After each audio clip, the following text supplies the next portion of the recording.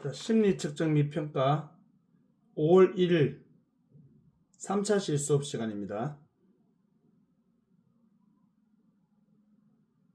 자, 우리는 지금 이제 앞에 내용들이 우리가 이제 측정과 관련된 신뢰도와 타당도와 관련된 이제 그러한 내용들을 우리가 지금까지 살펴보았습니다.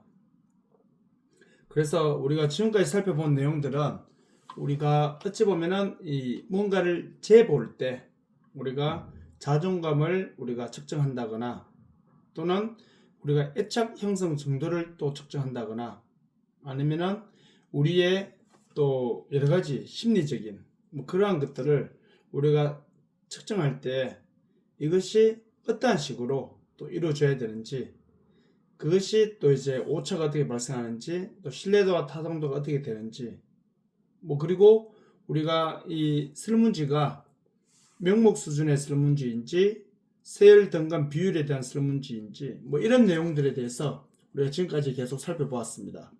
자, 그렇다면은 이제 이번 시간부터는 그러한 내용과 이제 조금 다르게 우리가 이 설문을 할 때 결국 뭔가를 우리가 측정할 때 예를 들어서 지금 대한민국에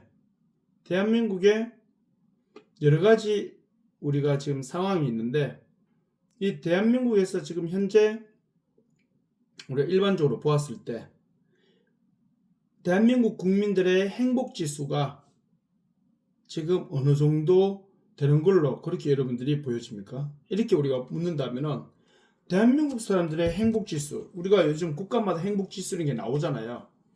그런데 이 국가마다 행복 지수 점수가 나오는데 정작 우리 국민 개개인한테 물어보면은 정작 행복 지수 설문조사에 참여한 사람 잘 찾아보기 힘들단 말이에요.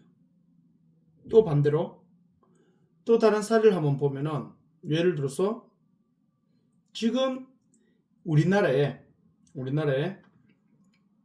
학교를 볼게요. 계명문화대학교 학교에 뭐 여러 과들이 있잖아요. 뭐 우리 심상과도 있고 그리고 또 이제 사회복지 상담학과도 있고 뭐 이렇게 다양한 과들이 지금 있는데 어떤 학과 학생들이 제일 학교생활 만족도 점수가 높을지 이런 조사도 우리가 할 수 있잖아요. 그렇죠? 또는 전체적으로 봤을 때 계명문화대학교 학교 학생들 우리 전교생이 만약 5,000명이라 본다면은 계명문화대학교 학생 재학생 5,000명이 학교를 어찌 보면 다니면서 이 만족도 점수, 학교를 다님으로 인해서 자신의 자아 만족도 점수가 어느 정도 되는지를 우리가 조사를 한다 그러면은 학교 차원에서 이걸 한다 그러면은 학과마다 조사라고 어찌 보면은 이제 이 뭐랄까요 공문이 내려가면은 조사를 하면은 뭐 학과마다 하면 금방 되겠죠. 학교 차원에서 이걸 한다면은. 근데 이걸 개인이 한다 그러면요.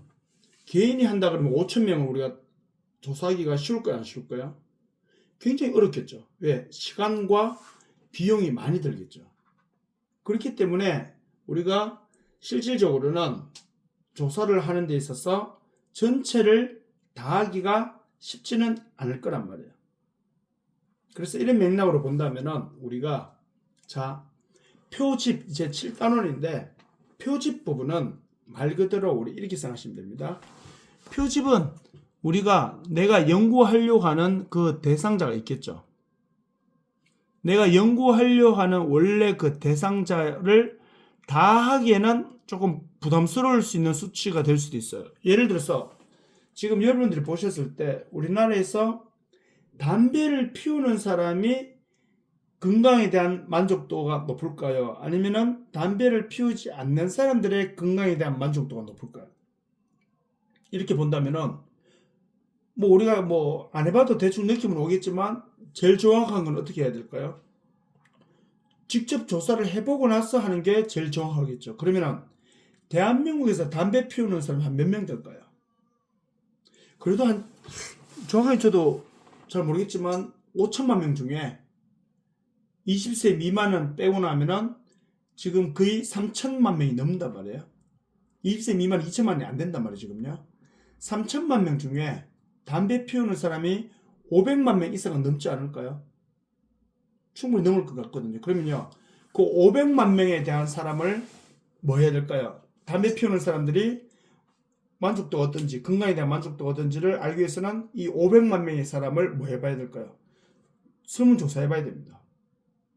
그러면은 이 500만 명이라는 사람을 조사하기가 쉬울까요? 쉬울까요? 현실적으로 굉장히 어렵죠. 왜? 숫자가 너무 많으니까. 그러면 어떻게 해야 될까요? 500만 명 사람 중에서 일부를 뽑아서 해야 되겠죠. 그 뽑는 게 뭐다? 그게 표집입니다. 옆에 보면 갈려서 표본 추치란 말 있죠. 표집을 한다는 거는 전체에서 뽑아내는 겁니다. 그럼 뭐가 나올까요? 샘플이 나오잖아요. 표본이 추출된다는 말이죠. 우리가 쉽게 말하면 우리가 커피를 먹을 때 커피 내린다 그러잖아요. 커피를 내리면은 커피를 로스팅 한 다음에 갈죠. 가른 다음에 우리가 어떻게 합니까? 이 스팀으로 이거 쭉 내려내잖아요. 그쵸? 내리면은 우리가 그걸 가지고 뭐 우리나라 사람들 같은 경우는 뭐 대부분 거기다가 얼음이랑 물이랑 섞어서 뭐 아이스 아메리카노를 보통 마시잖아요. 그대로 뭐 이탈리아 사람들은 그대로 마시겠지만, 자, 그렇기 때문에 우리나라는 이제 미국식으로 먹으니까 커피를 이렇게 양으로 이렇게 많이 먹잖아요. 자, 근데 중요한 게 이제 보세요. 표집은 그래서 뭐냐면은 내가 원래 연구하려고 했던 그 대상 전체에서 일부를 뽑아내는 겁니다.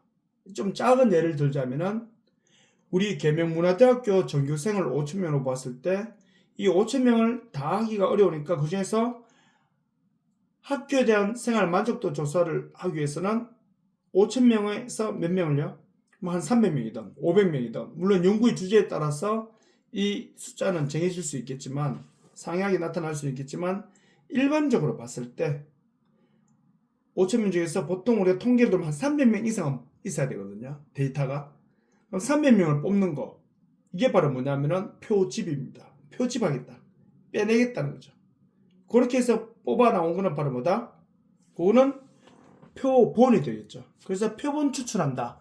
표집, 이거는 같은 말이다라고 보시면 됩니다. 자, 이렇게 머릿속에 담아 놓으시고요. 자, 이제 표집의 의의에 대해서 한번 살펴보도록 하겠습니다. 자, 표집은 다 하는 게 아니라 일부를 뽑아서 하는 거기 때문에 당연히 숫자가 적게 되겠죠. 그러다 보니까, 자, 이제 내용 보세요. 표집의 장점입니다. 장점. 자, 다 하는 게 아니고 일부를 뽑아서 하는 거다 보니까 당연히 경제적, 굉장히 뭐가 될까요? 그렇죠. 돈이 적게 들겠죠. 설문지를 돌린다 하더라도 우리 학교 학생 전교생 5,000명한테 돌리면은 설문지 5,000개 복사해야 되잖아요. 근데 300명한테만 하면은, 그렇죠. 300개만 하면 되니까 일단은 경제적으로 굉장히 효율성이 있겠죠. 다음, 시간도 어떨까요? 신속성. 시간적으로도 굉장히 도움이 되겠죠. 그래서 시간과 경제적으로 굉장히 유리한 그러한 이제 상황이 될 수 있겠죠. 이게 표집의 장점. 자, 정확성. 여기서 말하는 정확성은 우리가 조금 이제 다르게 이해하셔야 되는데, 이게 바로 뭐냐면은 연구 결과에 대한 정확성은 당연히 일부를 뽑아서 하는 게 좋을까요? 아니면 다 해보는 게 좋을까요? 다 해보는 게 더 정확하죠. 자, 예를 들어서 우리가 수박을 이제 한 통을 사야 수박은 크잖아요. 그렇죠? 그런데 옛날에는, 지금이야 우리가 왜 마트나 이런 데 가면은 수박 한 통을 잘라가지고 조금씩 시식하게 해주잖아요. 그래서 옆에 막 큰 무더기 박스 안에 어떻게 합니까? 샘플로 먹었는 요것이 결국 안에 있는 이거와 거의 똑같은 수박이기 때문에 이거 맛보시고 요거 사가라, 이런 식으로 해서 우리 마트 가면 시식을 그렇게 하잖아요. 옛날에 어떻게 했습니까? 옛날에 이런 시식이 없었단 말이에요. 보통 우리가 뭐 용달차나 아니면 이런 데 가서, 또는 이제 마트에 뭐 슈퍼마켓이었죠. 옛날에는 이런 대형마트가 옛날에는 없었으니까. 근데 그때는 어떻게 했어요?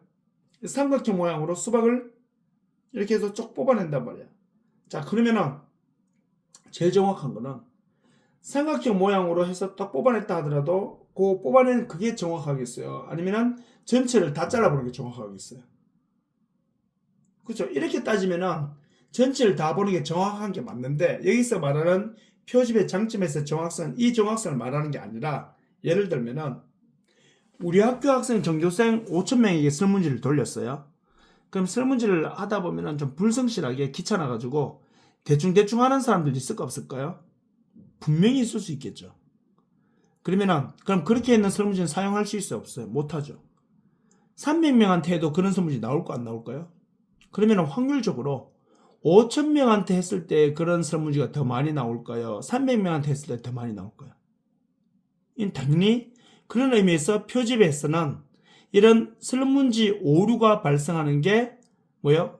표본, 즉 표집을 했을 때가 더 정확하게 찾아낼 수 있다는 거. 그런 맥락이 있어요. 정확성.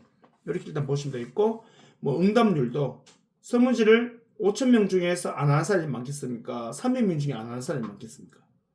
이런 맥락으로 봤을 때 표집이 이런 다양한 장점이 있다. 이렇게 여러분들이 봐주시면 될 것 같습니다. 그래서 무엇보다도 표집의 장점은요, 제일 앞에 두 가지, 경제성과 신속성, 시간과 비용 때문입니다. 시간과 비용에 대한 이 장점이 있기 때문에 요즘 표집 조사를 많이 한다. 그렇게 보시면은 크게 어렵지 않게 보실 수 있을 것 같습니다. 그렇게 봐주시고요. 자, 그 다음 이제 표집의 장점이 있으면 당연히 뭐도 있을까요? 당연히 단점도 있을 수 있겠죠. 자, 이 단점은 바로 뭐냐면은, 자, 여기서 말하는 모집단. 이 모집단이 이제 무엇을 의미하냐면은, 아까 전에 우리 학교 전교생이 5,000명이고 그 중에서 내가 300명을 뽑아서 연구를 하겠다 하면은 그 300명은 뭐냐면 샘플로 뽑힌 애들이잖아요. 얘들을 뽑는 게 표집, 뽑힌 얘들을 표본, 샘플이라고 그러는데 어디서 뽑아낸 거예요? 전체에서 뽑아냈죠. 그럼 그 전체를 뭐라 부르냐면은 5,000명 전체 집단을 우리가 모집단이라고 불러요. 그럼 다시 우리가 만약에 우리나라에서 현재 지금 담배 피우고 있는 사람 흡연자들에 대한 이 건강 만족도 조사를 하려고 그래요. 그러면은 담배 피우는 사람 500만 명이 있다 그러면은, 예를 들어서 담배 피우는 사람 500만 명이 있으면은 그 중에서 500만 명을 다 할 수 없으니까 내가 만약 1,000명을 뽑았어요. 그러면은 뽑힌 1,000명은 표본, 샘플이 되는 거고요. 500만 명이 뭐가 되는, 원래 내가 연구해야 될 진짜 집단들이잖아요. 500만 명이 모집단이 되는 거예요. 그래서 모집단은 말 그대로 내가 원래 연구하고자 하는 그 집단의 원래 집단, 그 집단 우리가 뭐라 부르냐면 모집단이라고 하는데, 자, 모집단을 뭐 대표할 수 있는 표본을 찾기가 어렵다는 거예요. 어렵다 이렇게 보시면 돼요. 모집단을 대표할 수 있는 표본을 찾기가 어렵다는 건 바로 뭐냐면은, 자, 우리가 예를 들어서 만약에 이제는 우리 학교 계속 그 똑같은 사례를 들어볼게요.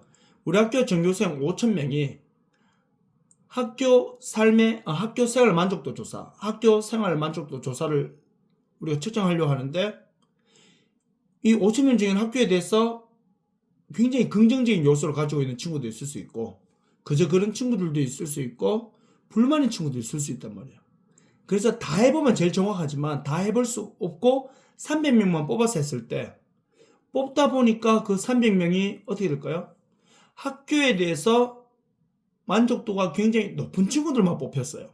그러면은 계명문화대학교 예를 들어서 5,000명의 학교생활 만족도 점수가 100점 만점에, 만약에 5,000명의 점수는 예를 들어서 뭐 65점인데 원래는 예를 들면은, 근데 300명 뽑아서 했는 이 친구들이 학교생활 만족도 점수가 높은 친구들만 뽑히다 보니까 전체 평균은 원래 65점 정도였는데 내가 뽑은 300명은 만약에 88점이 나왔어요. 그러면은요, 이거 보고 와, 계명문화대학교 학생들은 다른 학교에 비해서 학생들이 학교생활 만족도 점수가 굉장히 높구나라고 이렇게 판단해 버리면은 어떻게 될까요? 이거는 표집, 샘플 채취 실패했는 겁니다. 그렇기 때문에 이럴 때는 300명을 뽑을 때 그냥 뽑으면 안 되고 어떻게 뽑아야 되냐면은, 학교에 대해서 좀 불만인 친구들도 똑같이 3분의 1 뽑아야 되고, 그저 그런 친구들도 3분의 1 뽑아야 되고, 그리고 무엇보다도 학교생활 만족도가 높은 친구들 3분의 1 뽑아서 평균을 내야지만, 그렇게 해서 평균 냈더니 예를 들어서 5,000명의 값이 65점이었는데 내가 조사했는 값은 66.5점이 나왔다. 이러면 비슷하게 나왔잖아요. 100% 똑같을 수는 없죠. 왜요? 샘플 조사이기 때문에 오차는 감수해야 됩니다. 오차는 감수하면서까지 시간과 비용과 관련된 이런 장점 때문에 우리가 현실적인 문제 때문에 결국에는 이 표집을 하는데, 그럼에도 불구하고 진짜 내가 원래 조사해야 될 이 전체 집단, 모집단을 대표할 수 있는 샘플을 진짜 똑같이 찾아내기는 쉽지가 않다. 그것이 이 표집 조사의 제일 큰 어찌 보면 단점이다라고 여러분들이 이해하시면 될 것 같습니다. 자, 그렇게 봐주시고요. 자, 그리고 이제 두 번째 보시면은 이제 모집단의 크기가 작은 경우에는 표집이 큰 의미가 없다. 자, 이게 바로 뭐냐면은, 자, 계명문화대학교 심리상담 케어과 2학년 학생들의 학교생활 만족도 조사 이렇게 하면요, 몇 명만 하면 됩니까? 20명만 하면 돼요. 20명만 하면 되는데 굳이 거기서 5명 뽑아가지고 오차를 감수하면서까지 샘플 조사할 필요 있을까 없을까요? 이거는 개인이 조사하더라도 20명밖에 안 되기 때문에 이거는 샘플 조사할 필요가 없죠. 표집할 필요가 없잖아요. 그래서 자, 두 번째, 모집단의 크기가 그냥 작은 경우에는 뭘 표집을 할 필요가 없다는 겁니다. 자, 이렇게 일단 여러분들이 봐주시면 또 될 것 같고요. 자, 이제 표본, 마지막 표본 설계가 복잡한 경우에 오히려 시간과 비용이 더 많이 들 수 있다는 거. 자, 이건 바로 뭐냐면요, 이렇게 볼 수 있어요. 예를 들면은 예를 들어서 우리가 표본 전체를 다 하지 아니하고 샘플을 조사해서 표본화하는 거는 제가 현실적으로 제가 말씀드렸듯이 표집이 가지고 있는 제일 큰 장점, 시간과 비용 문제 때문이거든요. 그런데 표본을 뽑았는데 시간과 비용이 더 많이 들어버리면은 굳이 그렇게 할 필요가 있을까 없을까요? 할 필요가 없는 거죠, 그거는요. 예를 들면 이런 상황이 될 수 있겠죠. 우리가 집을 지을 때 1층짜리 단층을 지을 때 시간과 비용이 더 많이 들겠어요? 아니면은 2층, 3층짜리 집을 지을 때 시간과 비용이 더 많이 들겠어요? 통상적으로는 1층짜리 집을 지을 때 훨씬 더 시간과 비용이 적게 들겠죠. 근데 2층, 3층짜리 집을 지을 때는 조립식으로 빨리 지으려고 했고, 1층짜리 집은 최첨단 스마트가 다 장착된 그런, 어찌 보면은 보안이 엄청나게 잘 되어 있는 그런 집을 이제 1층으로 지었어요. 2, 3층짜리는요, 그냥 단순 창고 같은 집을 지었고요. 설계도가 어디가 더 복잡할까요? 최첨단 스마트와 보안 장비가 다 잘 되어 있는 집을 지을 때 이 설계도하고 2, 3층 창고형 집을 지을 때 설계도하고 어디가 더 복잡할까요? 당연히 비록 1층짜리 집이지만 훨씬 더 많이 들겠죠. 그렇기 때문에 표본 설계가 너무 복잡한 경우에, 설계도가 너무 다양할 경우에는 오히려 시간과 비용이 더 많이 들 수도 있습니다. 그렇기 때문에 그렇게 되면은 이 표집을 해서 샘플 조사를 할 어찌 보면은 이유가 없어져 버리겠죠. 그렇기 때문에 그걸 다 감안해서 우리가 연구가 진행돼야 되고 또 그렇게 해야 된다는 거 여러분들이 보시고 이해하셨으면 좋겠습니다. 자, 그리고 이렇게 해서 우리가 표집이 가지는 이 의의가 어떻게 되는지, 그 중에서는 표집의 장점과 그리고 이 표집의 단점에 대해서 우리가 한번 살펴보았고요. 자, 여기서는 그래서 여러분들이 우리가 뭐 여러 가지로 우리가 뭐 표현해 볼 수도 있고 또 이제 사료해 볼 수도 있는데, 여기서는 여러분들이 그냥 표집을 하는 이유는 제일 큰 이유가 시간과 비용에 관련된 그러한 내용이 크다. 이렇게 먼저 이해하시고, 표집의 단점으로는 샘플을 뽑았는 그 샘플이 결국 내가 원래 연구해야 될 그 전체 모집단을 진짜 요 샘플이 그걸 그대로 반영해 주는지, 그렇게 하는 데에는 어려운 점이 있을 수 있다. 이렇게 여러분들이 봐주시면 될 것 같습니다. 그렇게 봐주시고요. 그리고 이제 이어져야 될 내용들이 바로 뭐냐면은 이제 우리가 흔히 말하는 이제 표본조사 설계에서의 이제는 이 용어들을 알아야 됩니다.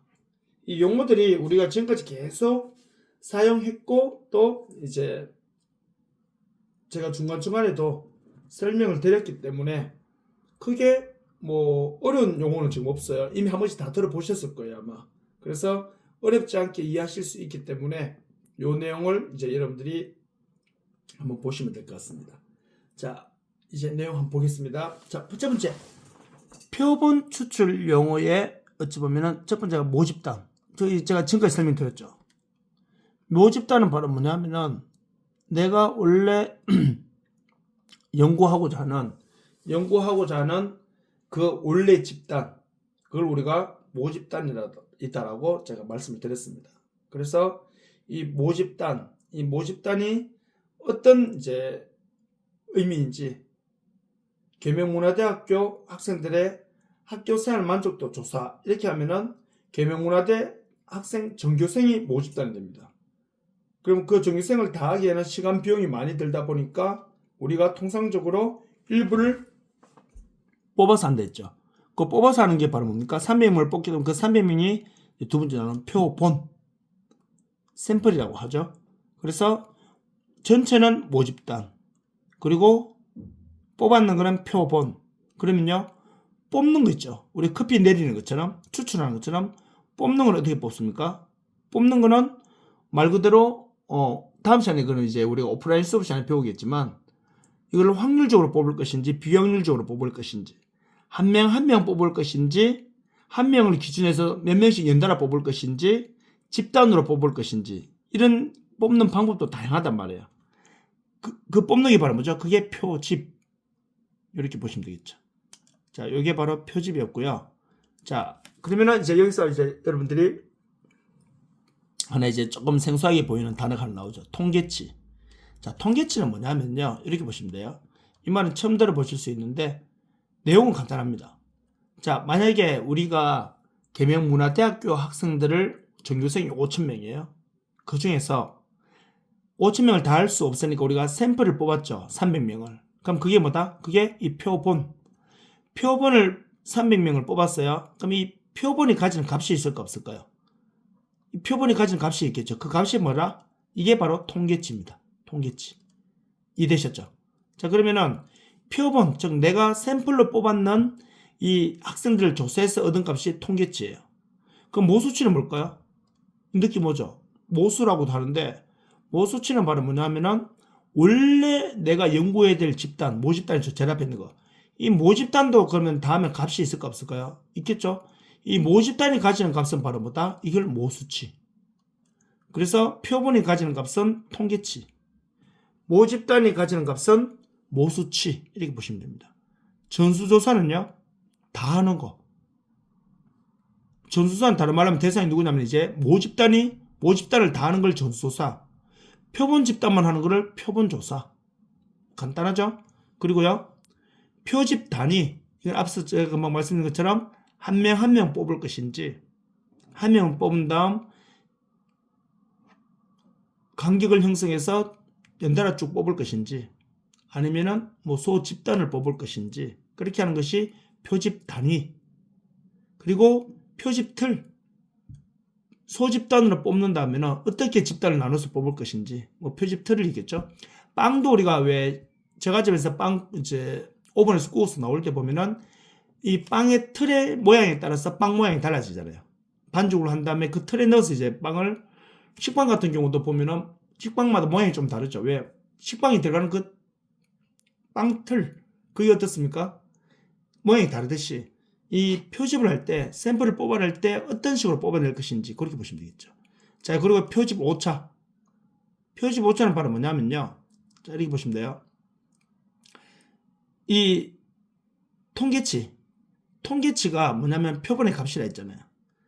말 그대로 뭐냐면은 내가 진짜 얻고자 하는 거는 우리 학교 전교생 5,000명 중에 300명을 제가 샘플을 뽑았어요. 300명의 값을 얻었어요. 그 300명의 값은 우리가 앞에 있는 것처럼 이 통계치라 그랬죠. 근데 내가 진짜 알고 싶어 하는 거는 이 전체 5,000명의 값인 이 모수치를 알고 싶은데 현실적인 문제 때문에 통계치를 얻은 거잖아요. 그럼 뭘 알아봐야 돼요? 결국에는 내가 통계치 값을 얻었지만 내가 진짜로 원래 알고 싶은 건 뭐예요, 지금요? 내가 진짜 알고 싶은 거는 그쵸. 내가 지금 현실적인 문제 때문에 통계치 값을 알았지만 진짜 내가 알아야 될 거는 바로 뭐냐면은 이 모수치란 말이에요. 모수치. 그러면 통계치 값을 가지고 내가 어떻게 할까요? 모수치를 추정해 봐야 되겠죠. 모수치를 추정하다 보면 100% 똑같이 나올 거예요? 조금 차이가 날까요? 우리가 100% 똑같을 수는 없잖아요. 표본을 갖고 조사를 했기 때문에. 그러면은 통계치와 모수치를, 통계치 점수를 가지고 표본의 값을 가지고 이 전체 집단의 값을 추정하다 보면은 조금의 차이가 발생하는데 그 차이를 뭐라 부르냐면은 표집 오차라고 부릅니다. 이렇게 일단 봐주시면 되겠죠. 그리고 신뢰 수준은 우리가 이 틀리는 걸 어느 만큼 이 봐주겠냐. 신뢰 수준을 95%까지 할지, 뭐 93%까지 할지, 뭐 그런 의미라고 보시면 되겠죠. 그렇게 봐주시고, 표본 설계 과정은 그냥 이렇게 일단 봐주시면 되는데, 다음 시간에 그래서 우리가 뭘 볼 거냐면은, 이제 뽑을 때, 샘플을 뽑을 때, 심리 측정을 위해서 샘플을 뽑을 때 어떤 식으로 뽑을 것인지 총 8가지 방법이 나오거든요. 총 확률 표집 방법 4가지, 비확률 표집 방법 4가지가 나오는데 각각에 대해서 우리가 살펴보는 시간을 가지도록 하겠습니다. 자, 5월 1일 수업은 이렇게 3차시 여기까지 수업이고요. 5월 8일 우리 이제 10주차 수업 시간에 다시 뵙도록 하겠습니다. 자, 수고 많으셨습니다.